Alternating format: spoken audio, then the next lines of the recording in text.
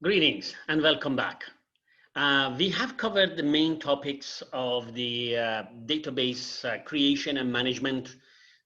We discussed the queries. I just want to have some summary of some of the most important elements of the topic so far. I'm going to share a slide with you that is available if you wanted to. It is data management. It's called the database fundamentals that I have. So basically, first and foremost, all of the organizations deal with data these days. You know, during COVID-19, those companies who have been utilizing data online have gained a lot of basically respect, as well as have been utilized. Their stock values have gone up. That means everybody goes online to buy from Amazon, to buy from any other online store, to work as a team, work management system and all that. Zoom, if you may call. The data is now a huge part of any organization. And we would be normally talking about creating, for example, a Zoom, such as now, but that we are talking, processing, secure access, and storage of data. Data is stored and retrieved from a database system with each click on a website. As a matter of fact, the project we have discussed is to pick up a website and then look at the clickable areas, and whatever the click you do is either stationary or dynamic, and that's going to be interacting with the database behind the scene, back end. And that's what we would like to do and achieve in the course project. Companies have discovered that data provide excellent content for website pages, of course. Retail store with current products and price list. Keep in mind that it is the product list can change. The price can change. You could have the price, for example, during Black Friday, you could have Boxing Day, you could have Thanksgiving sales and all that. All of that is going to change. Online banking, banks with account balance information, employee directories, book a travel, rent a video. I mean, if you want to, or perhaps watch something that is of interest to you. So these are the data, piece of data that is very important. The Firebase approach was an early attempt to computerize the manual filing system. I want you to take a look at this picture. It's very easy to understand what this Firebase system is. So you have the data. This is a payroll department, and the payroll department happens to have a very specific program that actually goes through the files at payroll and then creates reports, submits the report to the bank for payment and all that. Invoicing, for example, if the university or any organization is actually buying items for university, desks, office supplies, everything, invoicing department is going to have an invoicing program that is going to access the invoicing file and then create the report. Inventory control, management inquiries, student residences, restaurant, colleges. As you can see, each one of these departments are going to have a specific application, and they are going to access the files, the payroll file, for example, or a student information. And then they are going to generate the reports for action. The problem is that if we have basically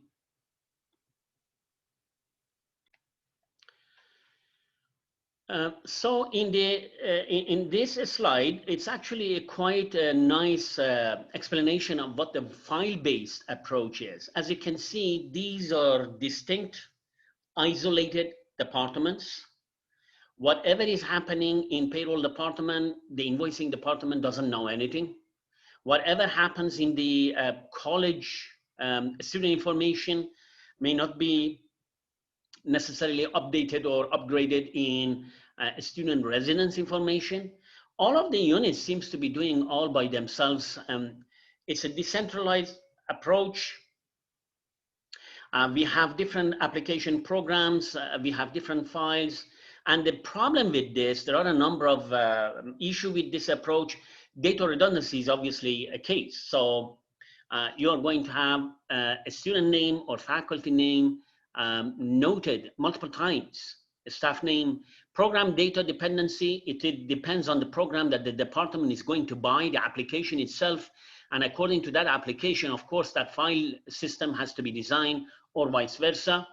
Lack of flexibility, there is nothing we can do. Defining structures in the application program result in incompatible file formats, and lack of data sharing, that's very important, and availability. And the security is also an issue. The reason is that while payroll might have the highest security, because it's people salary and everything else, invoicing may not have enough proper security in place, and therefore hacker could potentially penetrate the system through a weak point, and that could be perhaps invoicing department. And you might be surprised to know that this weak point exists even as we speak right now. This is a very nice picture that is going to explain exactly what we intended to do. So this is a database. So database creation is one thing we have discussed so far.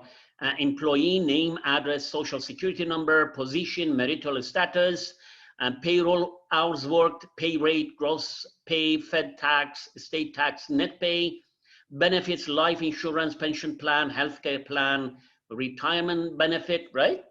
So this is going to be a wholesale database. This database is big. It could have so many different segments of it. And then you have database management system. The management system is a gateway where the application of personnel is going to go through the management system and access the data here.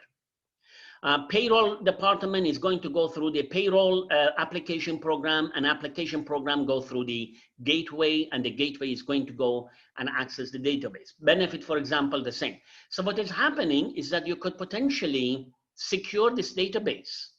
And the way you secure it, you secure it in collaboration with database management system. So this is going to create a shield, a one-time shield that is going to secure all of the data. And then there are going to be application program, and the application program are going to have many things in common because they are trying to access the same database. So this would be basically something per the need of the department, personnel department, payroll department, benefit department, and so on. By the way, we don't talk about application program in this course. That's not our job. We have talked about database management system and talked about the database creation. The Sql language is actually where this one is pertaining to the gateway. So what happens is that, for example, the personnel wants to have a specific information either extracted or inserted or modified, is going to go through the application, perform the query, and the query is going to go through this database management system accessing the data. Now, generally speaking, as we said, we have tables, we have entities, we have relations. So the whole of this table is called order table, for an example. The first one is going to be all about the attributes. So this is going to be order number, order date, item number, quantity, and amount, just an example. This is what we would do when we want to design the database in general. And then you do have the field, you do have the row, you have the record, you have the tuple, and then you have a primary key, and that's going to be the key field. So basically, we have spoken on all of this. I don't want to go through all of these slides. Some of them are important. I wanted to just refresh your memory. We do have relational database, we have network database, we have hierarchical database, and each one of them is explained in this slide. We have object-oriented database as well. We do have different types. This is a hierarchical database, and basically, as you can see, department, project A, project B, employee 1, employee 2. This is object-oriented. You do have the, for example, object 1 instance, object 2 instance, and so on. This is going to be hierarchical. This is going to be a network-based. Department A, department B, and then employee 1, 2, 3, and project 1 and A and B. As you can see, there are different types of databases. You, as a database designer, has the responsibility to select the right one for yourself. Okay. Once again, we do have columns. These columns, each one of them represents the attribute. You're going to have the values in these places. These are tuples, these are rows, these are records. And then you have the primary key. It's something that we have discussed extensively. This is one of the examples we have gone through in one of the recordings available to you. You can see that this is the normalization table. This is an original table, and this we will be looking at normalizing it into 1NF and 2NF and 3NF.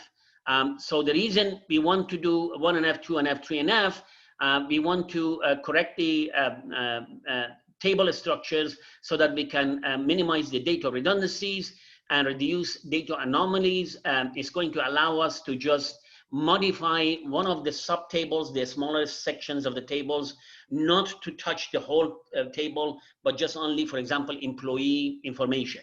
My cell phone has changed, cell phone number has changed, and that's all that needs to be done in the employee entity table.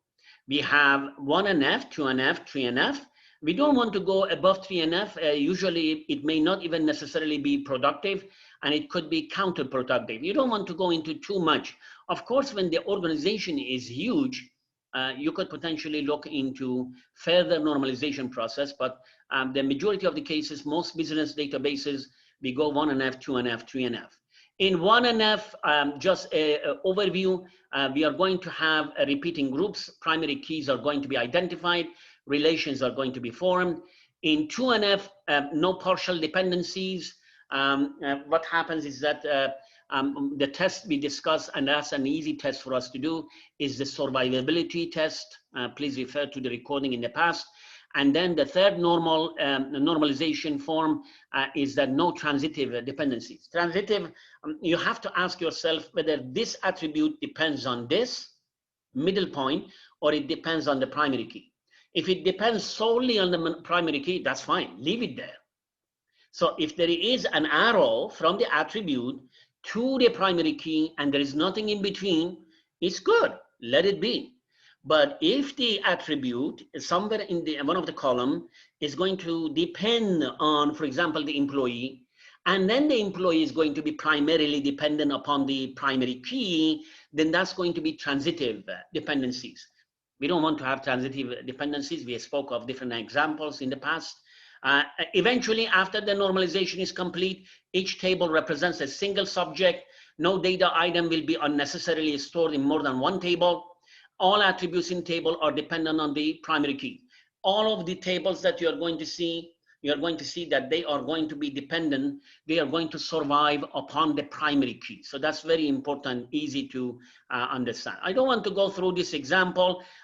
This is a nice example. You have the order entity, you have the part entity, you have the supplier entity. This is normalized tables in the database, say by a company X. And then you can denormalize it, and then a project selected column. This is going to be part number, supplier name, supplier address.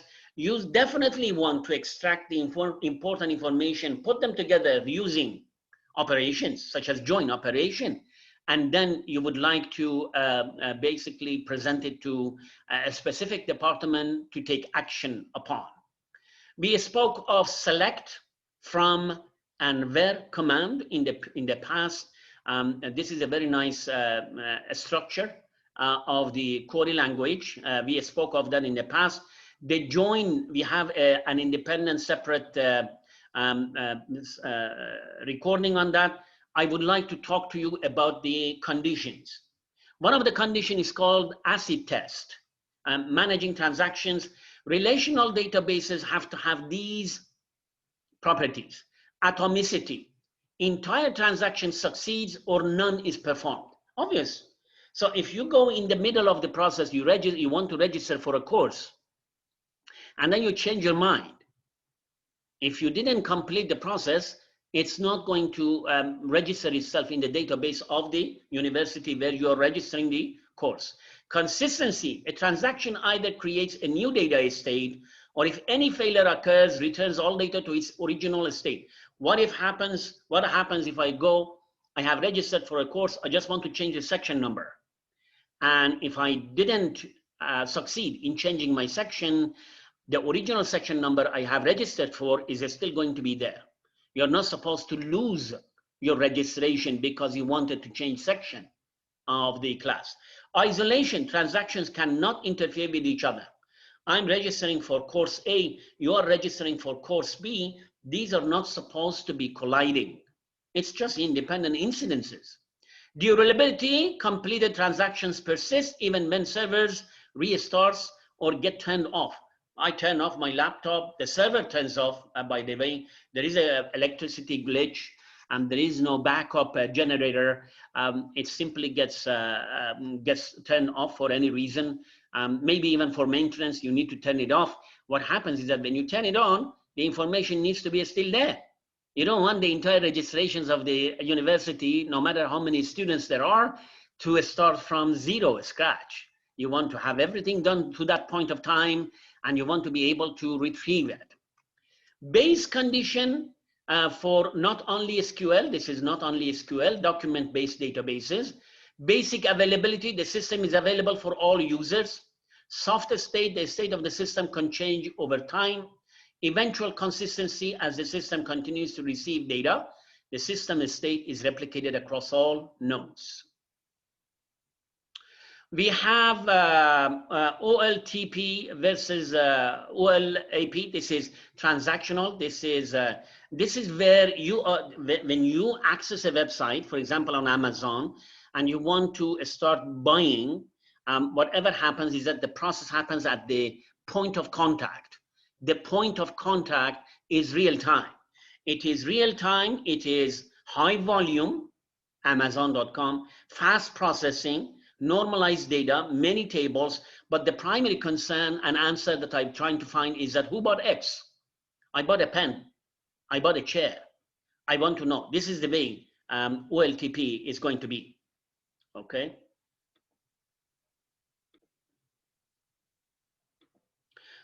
Just abbreviation of OLTP. OLTP is online transaction processing, and then online analytical processing. So what happens is that OLTP happens first, OLAP happens next. So you need to keep in mind. So this is online transaction and online analytical reporting. So this is the front. This is the front part.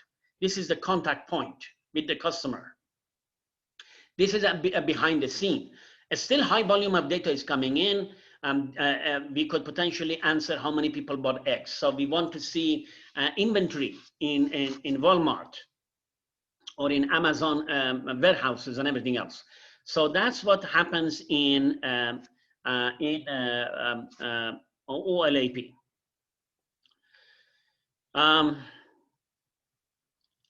Challenges to the relational database assumes a well-defined structure of data with a structure and format. That's obvious, like a spreadsheet. You need to know the attributes, you need to know everything about the table. Needs a schema for your application, table, columns, data types, foreign keys, primary keys. This is not good for agile application, where highly dynamic application, where things are going to change on the spot. Suffers from vertical scalability. We spoke of that in the past, okay? The ETL stands for extract, transform, and load. Extract, transform, and load. So in this case, you have OLTP, extract, transform, load. You go to warehouse, you have reference data, you have data marts, you have archives. This is going to be a cycle. This is going to be the ecosystem where it is the reality of today. You are interacting with warehouses, you're interacting with data mart, you're interacting with reference data, and the data, as a matter of fact, that is coming at you is going to be unstructured. NoSQL databases or non-relational databases, document-oriented databases, we have MongoDB, for example, column-oriented databases. We have graph-based databases, Neo4j, for example, Facebook Open Graph, key value pair databases, Oracle, for example. A schemaless since data is semi-structured and unstructured, things changing rapidly, you could potentially be dealing with even new attributes. Distributed databases in cluster environment, and it is scalable horizontally, and better performance for big data, massive real-time application and analytics, or OLTP and OLEP. We spoke of this OLTP and OLAP, sorry. We spoke of that already. And then most do not support ACID transactions. Most support base type transaction, because in base type transactions, you do have flexibility. That's very important. That's why we are looking at that kind of a system platform. Consistency, the C of the consistency, like in ACID test, all nodes in the system would have the same view of the data at any time. Availability, a response to request on a real time. Partition tolerance remains online, even if the network problem happens in one of the nodes. And you can have at most 2 of the properties of a shared data system. This is a distributed database. It is highly partitionable. When a node goes down, only one partition is affected, and the other partitions are actually continuing to work. Availability is supposed to be available 100% of the time. Keep in mind that RDMS may not be available all the time, but obviously things have improved since 1990. And then basically high availability and then low consistency. If data is being written to a different partition, it may take some time for other partitions to receive the data to achieve consistency. Obviously, there is kind of a latency. There is going to be a bit of a lag between what happens here. If you are trying to, for example, update something here, it will take time for everything else to work. But at the same time, keep in mind, distributed databases allow us to have the flexibility. So there is a trade-off, flexibility versus latency. So these are the things that you would keep in mind.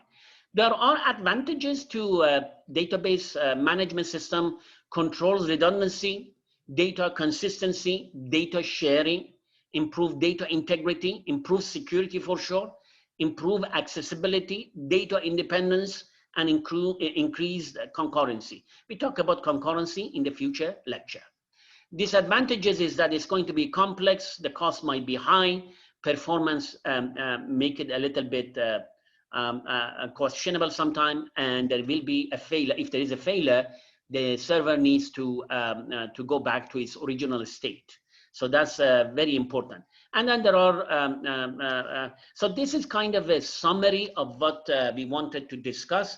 Hopefully, especially some of the slides where pictures are available, hopefully they are going to be assisting you to visualize what we are trying to do.